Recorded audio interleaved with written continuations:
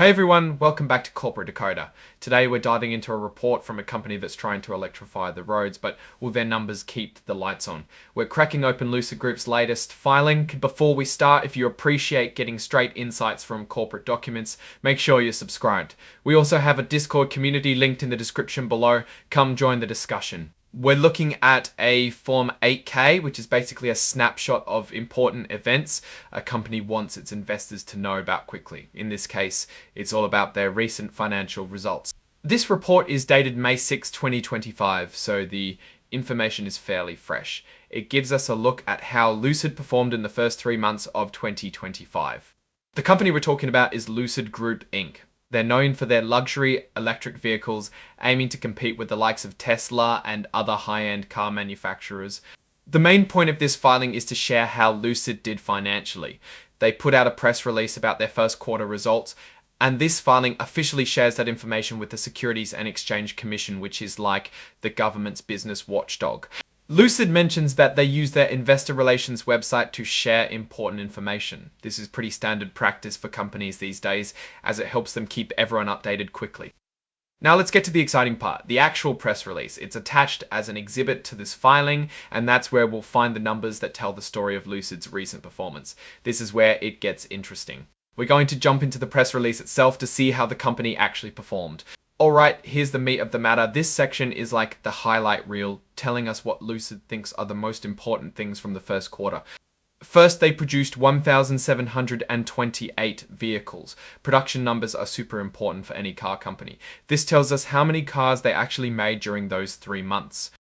Next up, they delivered 14,406 vehicles. This means that out of all the cars they made, this is how many actually got to customers. The difference between production and deliveries can tell us if cars are sitting around unsold. This is the big one, revenue of $172.7 million. This is the total amount of money Lucid made from selling their cars. Revenue is key to understanding how well the company is doing overall. They also mention having $3.02 billion in cash equivalents, and investments. This is how much money they have on hand to keep the company running, invest in new things, and pay their bills. It's like their savings account. Looking ahead, Lucid is sticking to its plan to produce between 8,000 and 9,000 vehicles in 2025. This tells us what they expect to achieve for the rest of the year. It's a goal they're aiming for. If you really want to dig deep, Lucid held a conference call to discuss these results. You can find a replay of that call on their website. These calls often have more details and insights from the company's leaders. Now let's talk about expenses. Lucid spent a lot of money to keep the business going. Sales and marketing expenses were about $84 million. This is what they spent to advertise their cars and convince people to buy them. Research and development cost them roughly $215 million. This is how much they invested in designing new cars and improving their technology. This number is important because it shows they are investing in the future. They also paid out about $58 million in stock-based compensation. This is when they give employees company stock as part of their pay. It can help attract and keep talent. Lucid also had some income and expenses that aren't directly related to selling cars. They earned about $29 million in interest income. This is money they made from keeping their cash in savings accounts or other investments. But they also spent about $25 million on interest expense. This is the money they paid to borrow money. The bottom line is that Lucid lost $680.9 million in the first quarter. That's a big number, and it means they spent more money than they made. This loss is a key point to watch. It's worth noting that Lucid says it isn't affected by Rivian's decision to pause their plant in Georgia.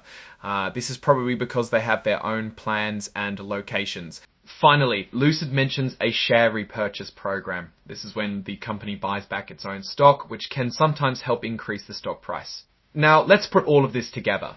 Lucid is making and delivering cars, but they're still losing a lot of money. They have a good amount of cash on hand, but they need to start making more money than they spend. Their future depends on selling more cars and controlling their costs. Lucid is in a tough spot. They're burning through a lot of cash and they need to prove they can become profitable. The electric vehicle market is getting more competitive, so they need to stand out.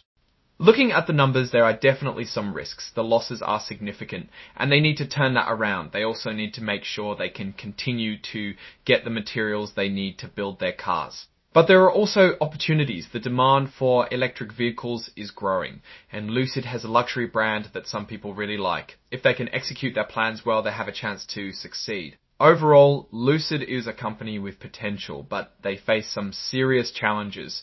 It's going to be interesting to see how they navigate the next few years. They have a vision, but they need to make the numbers work. Alright, that's our breakdown of Lucid's latest filing. What's your take on these numbers and what they signal for the company's future? Drop your thoughts in the comments. If this analysis was valuable, hitting that like button really helps, and subscribe for more deep dives. Don't forget to check out the Discord in the description. Thanks for watching. See you next time.